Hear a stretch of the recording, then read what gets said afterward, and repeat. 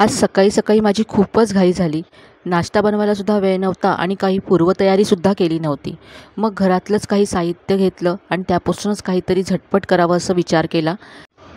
ज्वारीचं पीठ आणि रवा घेतला आणि आता बाउलमध्ये सुरुवातीला मी कपाने ज्वारीचं पीठ मोजून घेतलं आहे. 1 कप ज्वारीचं पीठ घेतलं. कुठलंही घरी असलेलं किंवा रेडी मार्केटमधून आणलेलं कुठलंही घेतलं तरी चालेल. यामध्ये 1 कप रवा घालायचा आहे, तर जाड रवा इथे मी घातला. यानंतर अर्धा कप यामध्ये दही घातलं. थोडंसं आंबट दही घेतलं तर चव छान येते या रेसिपीची. यानंतर 1 कप पाणी घेतलं आहे. त्याच दह्याच्या कपामध्ये मी पाणी घेतलं आहे. अर्धा कप सुरुवातीला घातलं, मिक्स करून घेतलं आणि आता उरलेलं पाणीसुद्धा यामध्ये घालते, घट्ट वाटते म्हणून.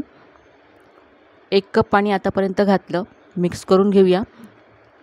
लागेल तसं आणखी पाणी यामध्ये घालायचं आहे. तर आणखी 1 कप पाणी घेतलं आहे.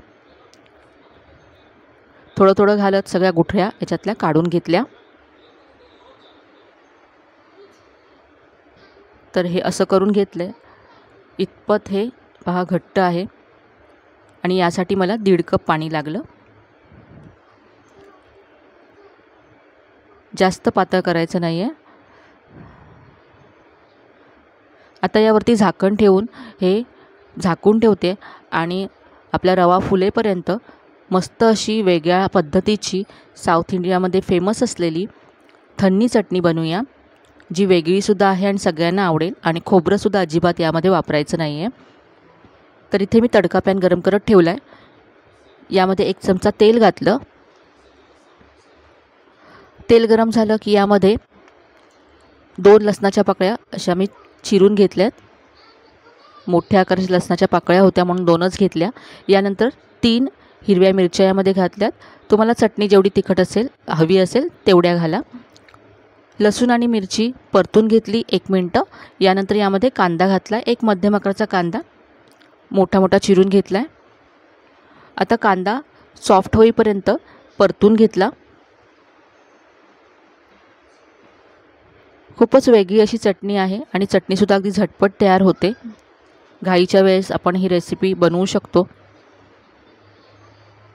कांदा पहा सॉफ्ट झाला आहे.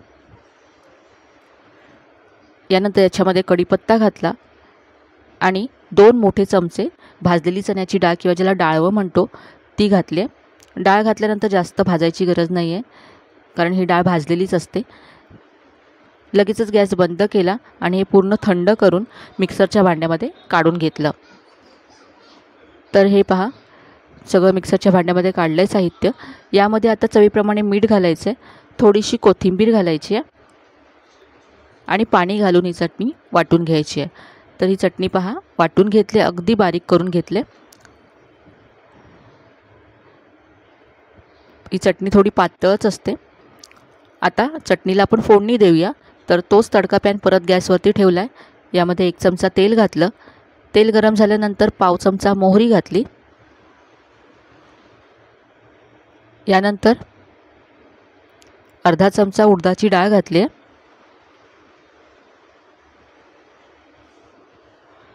थोडासा कढीपत्ता घालायचा आहे आणि इथे साधारण 2 चमचे कांदा बारीक चिरून घातला आहे. आता कांदा आपल्याला थोडासा ब्राऊन होईपर्यंत परतून घ्यायचा आहे.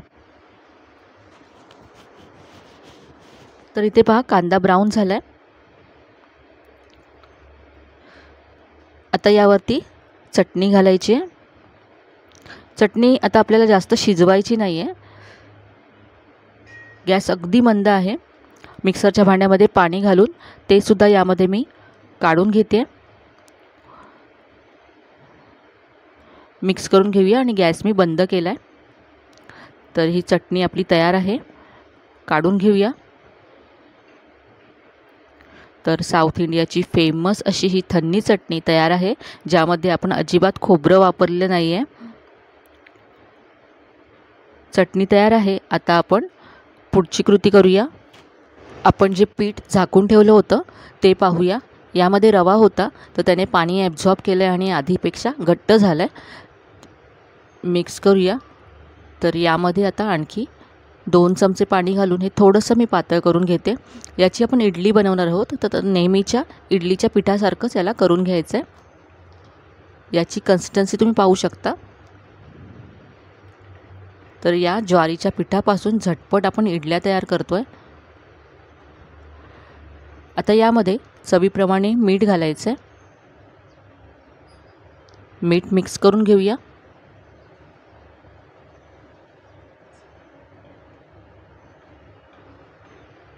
हे पीठ आता इडली बनवण्यासाठी तयार आहे। तर इथे आता मी इडलीचं भांडं घेतलं आहे आणि याला ग्रीस करून घेऊया। आणि हे करत असतानाच मी गॅसवरती कढईमध्ये पाणीसुद्धा गरम करत ठेवलं आहे। तर दोन्हीही इडलीची ही भांडी मी ग्रीस करून घेतलेत। यामध्ये आता आपण इडलीचं आपलं तयार पीठ घालूया। त्याआधी या पिठामध्ये पाव चमचा बेकिंग सोडा घालायचा आहे।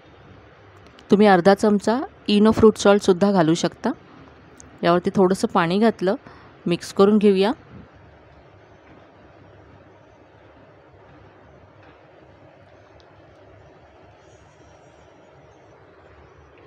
आता हे तयार पीठ आपण इडलीच्या भांड्यामध्ये घालूया।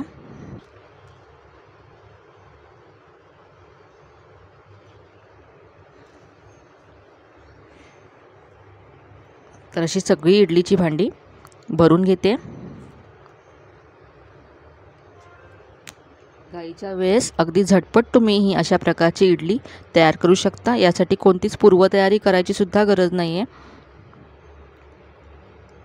तर इथे इडलीचा स्टँड तयार आहे। इथे मी कढईमध्ये हा स्टँड ठेवते आणि आता झाकण ठेवून 8 ते 10 मिनटं ही इडली आपण वाफवून घेऊया। तर इथे साधारण 10 मिनटं झाल्यात, पाहूया। तर पहा, इडली मस्त अशी तयार आहे, आकाराने दुप्पट झाले। काढून घेऊ। तर इथे पूर्ण थंड करून घेतले इडली, आता आपण काढून घेऊया।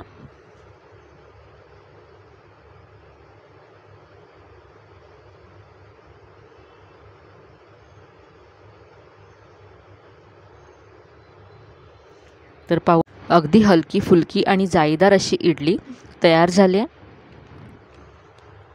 तर इथे सगळ्या इडल्या मी काढून घेतल्यात आणि चटणीबरोबर सर्व केल्यात। तर पाहू शकता, ही आपली ज्वारीच्या पिठाची इडली तयार आहे। तुम्हाला जर सकाळी घाई असेल आणि झटपट काहीतरी नाश्त्यासाठी बनवायचं असेल तर ही इडली तुम्ही नक्कीच बनवू शकता।